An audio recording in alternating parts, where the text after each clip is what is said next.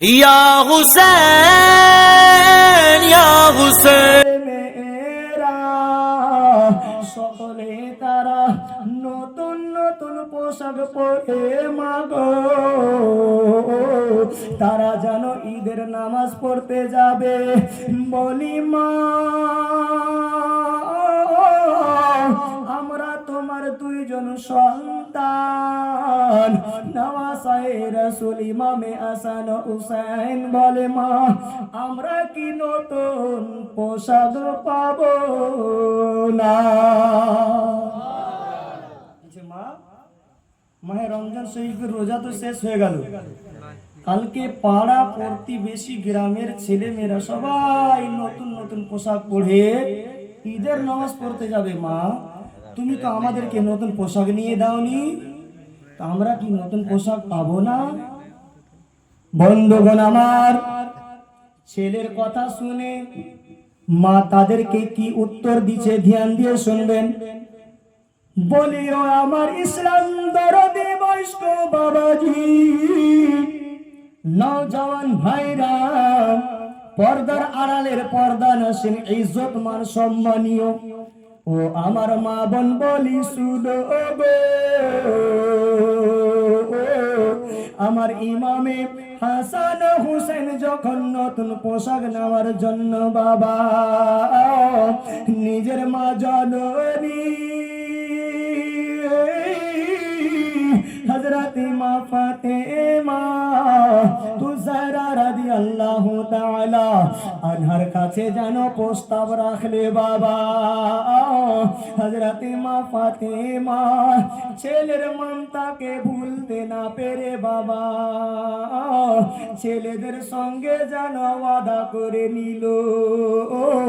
বলে ও আমার লাডলা দুলারা কালেজার টুকরায় আমার নয়নের তারা, বলি শোনো রে বাবা, কালকে সকালে তোমরাও নতুন পোশাক পরে ঈদের নামাজ পড়তে যাবে। ও মুসলমান বাবাজি বাইরে বলি শোনো গো,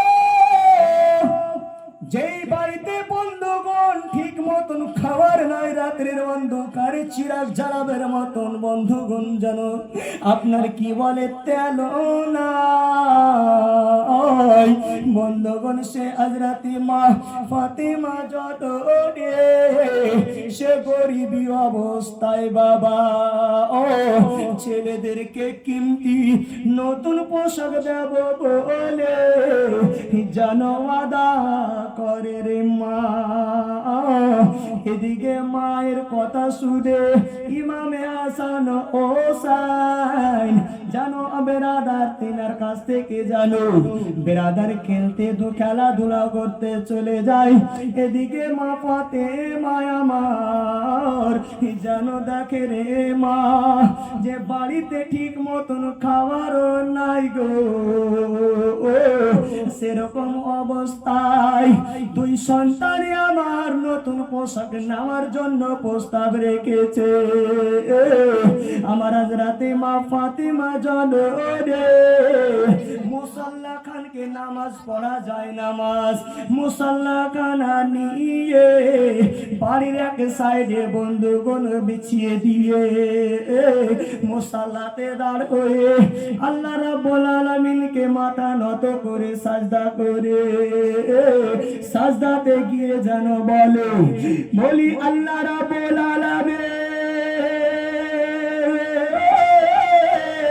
তোমার মাহবুবের মাহবুব নওয়াসায়ে রাসূল জান্নাতি বাগিচার জান্নাতি বাগানের জান্নাতি ফুল আমার লাডলা দুলারা কালেজের টুকরা ইমামে হাসান হোসেন মাহবুব আমার বাড়িতে ঠিক মতো খাবার নাই, আল্লাহ নতুন পোশাক দেওয়ার আবদার ও প্রস্তাব রেখেছে। আল্লাহ আমার বাড়িতে খাবার নাই, আমার দুইজন সন্তানের কাছে আমি কথা দিয়েছি আল্লাহ, যদি আমি তাদেরকে নতুন পোশাক যদি দিতে না পারি, তাদের কাছে আমি মিথ্যা হয়ে যাব, তারা দুঃখ পাবে, কষ্ট পাবে। বলি আল্লাহ রাব্বুল আলামিন, তুমি আমার সম্মানের রক্ষা করে না, তুমি আমার ইজ্জতের রক্ষা করে না। দুই জোড়া নতুন পোশাকের মাবো তুমি ব্যবস্থা করে দাও। ও মুসলমান বাবাজি ভাইরা বলে শোনো রে, হযরত মা ফাতিমা তুজারা রাদিয়াল্লাহু তাআলা আনহা বন্ধু গো, আল্লাহ রাব্বুল আলামিনের কাছে বাবা মার যেমনই দোয়া চাইলো, দোয়া চাওয়া মাতেরি হযরত মা ফাতিমা তুজারা রাদিয়াল্লাহু তাআলা আনহার কথা দোয়া আল্লাহ রাব্বুল আলামিন কি যেন পছন্দ হয়ে যায়।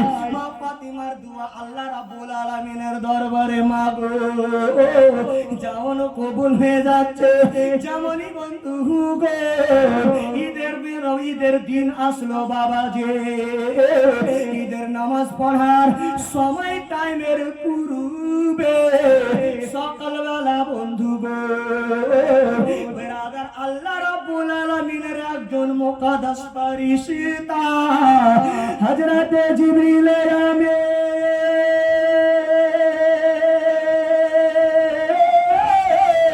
বন্ধুগণ মানবের রূপ ধরে হযরত মা ফাতিমা তুজহরা রাদিয়াল্লাহু তাআলা আনহার দরজাতে এসে জানো দরজা খটখটাছে বাবা। বলি শুনো গো ও বাড়ির লোকজনেরা, ও বাড়ির মানুষেরা, বলি শুনো গো ও বাড়ির মালিক, বাড়িতে তোমরা কেউ আছো? হযরত মা ফাতেমা বাড়ির ভিতর থেকে বন্ধুগণ জানো বাইরে জানো শব্দ পাচ্ছে।